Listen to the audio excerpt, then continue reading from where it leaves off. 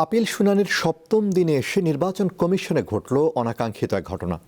ভুক্তভোগীর দাবি, শেরপুর ২ আসনে বিএনপির মনোনীত প্রার্থীর বিরুদ্ধে ইসিতে অভিযোগ জানাতে এসে হামলার শিকার হন তিনি।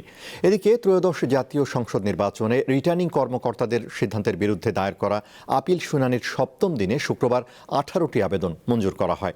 এছাড়া 21টি আবেদন নামঞ্জুর এবং রায়ের জন্য অপেক্ষমাণ রাখা হয়েছে 4টি।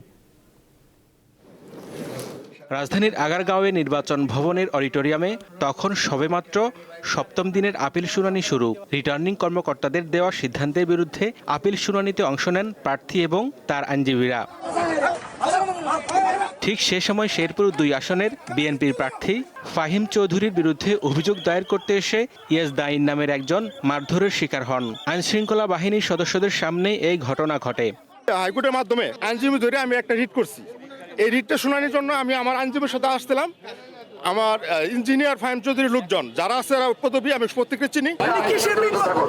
উনি অভিযোগ করবো বলেন, উনি কি আমার এলাকার ভোটার? আমি বলি আমার কথা শুনুন, এই যে আমার ভোটার, আমরা ভোটার, উনি যদি ভোটার হয়ে থাকে তাহলে উনি অভিযোগ করো।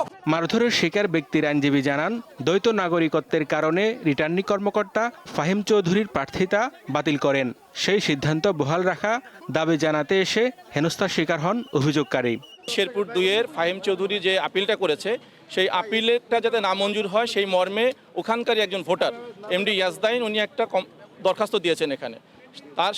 তাকে সাথে করে এবং আমি এখানে আসার সঙ্গে সঙ্গেই ফাহিম চৌধুরীর লোকজনরা আমাদের উপরে চড়া হয়েছে। আমার ওই ইয়াজদাইনকে তারা এখান থেকে জোর করে মারধর করে বের করে দিয়েছে। শুধু তাই না, আমি আইনজীবী, আমার উপরেও তারা চড়াও হয়েছে এবং আমাকে এখান থেকে বের করে দেওয়ার চেষ্টা করেছে। এটিকে বিচ্ছিন্ন ঘটনা দাবি করেন ফাহিম চৌধুরীর পক্ষের আইনজীবী। আজকে যে মামলাটি ছিল 39 নম্বর সিরিয়ালে, সেখানে দেখবেন শেরপুর ২-এর আপিলকারীর নাম হচ্ছে ফাহিম চৌধুরী, যার মনোনয়নপত্র বাতিলের বিরুদ্ধে তিনি আপিল করেছেন। সুতরাং এখানে অন্য কোনো ব্যক্তি আপিল করে নাই, কোনো সুযোগ নেই। শুনানিতে এদিন প্রার্থিতা ফিরে পান যশোর ২ আসনের বিএনপির মনোনীত সাবেরা সুলতানা। একই সাথে ছোটখাটো ভুলে বাতিল হওয়া অনেকেই ফিরে পান তাদের প্রার্থিতা। কমিশন আমাদের যুক্তি শুনেছেন এবং বিশ্বাস করেছেন, দেখেছেন আমার পক্ষে আজকের সমর্থনকারীরাও ছিল। আলহামদুলিল্লাহ আমাদের আপিল মঞ্জুর করেছেন। নির্বাচনে হালচাল, নির্বাচনের যে ডিসিদের মাধ্যমে যে কারসাজি, এটা জাতির সাথে একটা তামাশা ছাড়া কিছুই না। আমি সেটাই বলবো এবং আমি আমার কাছে যে আমার সাথে আজকে ইনজাস্টিস হয়েছে। কমিশন ঘোষিত সময়সূচি অনুযায়ী শনিবার সকাল 10টা থেকে বিকেল 5টা পর্যন্ত ক্রমিক নম্বর 511 থেকে 610 পর্যন্ত আপিলের শুনানি অনুষ্ঠিত হবে। হেদায়েতুল্লাহ সীমান্ত, দীপ্ত সংবাদ, ঢাকা।